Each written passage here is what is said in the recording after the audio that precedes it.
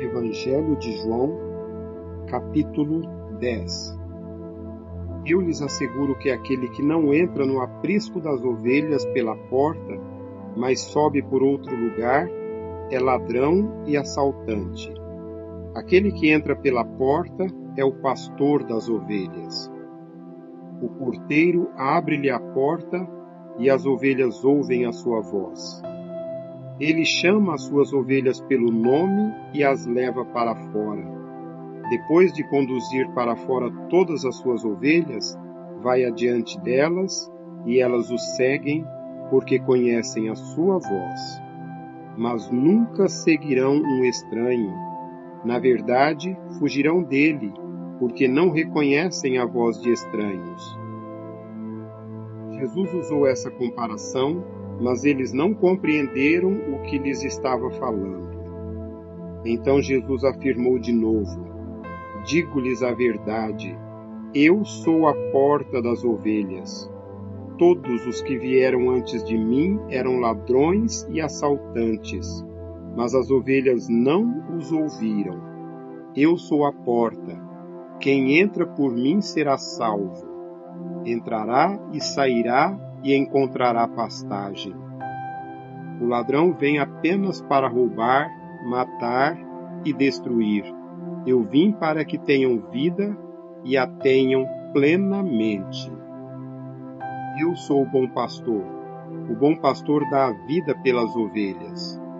O assalariado não é o pastor a quem as ovelhas pertencem. Assim, quando vê que o lobo vem, abandona as ovelhas e foge. Então o lobo ataca o rebanho e o dispersa. Ele foge porque é assalariado e não se importa com as ovelhas. Eu sou o bom pastor. Conheço as minhas ovelhas e elas me conhecem. Assim como o Pai me conhece e eu conheço o Pai, e dou a minha vida pelas ovelhas. Tenho outras ovelhas que não são deste aprisco. É necessário que eu as conduza também. Elas ouvirão a minha voz, e haverá um só rebanho e um só pastor. Por isso é que o meu Pai me ama, porque eu dou a minha vida para retomá-la. Ninguém a tira de mim, mas eu a dou por minha espontânea vontade. Tenho autoridade para dá-la e para retomá-la. Esta ordem recebi de meu Pai. Diante dessas palavras, os judeus ficaram outra vez divididos. Muitos deles diziam: ele está endemoniado e enlouqueceu. Por que ouvi-lo? Mas outros diziam: essas palavras não são de um endemoniado. Pode um demônio abrir os olhos dos cegos? Celebrava-se a festa da dedicação em Jerusalém. Era inverno, e Jesus estava no templo, caminhando pelo pórtico de Salomão. Os judeus reuniram-se ao redor dele e perguntaram: até quando nos deixará em suspense?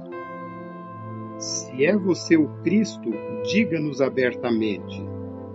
Jesus respondeu: eu já lhes disse, mas vocês não creem. As obras que eu realizo em nome de meu Pai falam por mim, mas vocês não creem porque não são minhas ovelhas.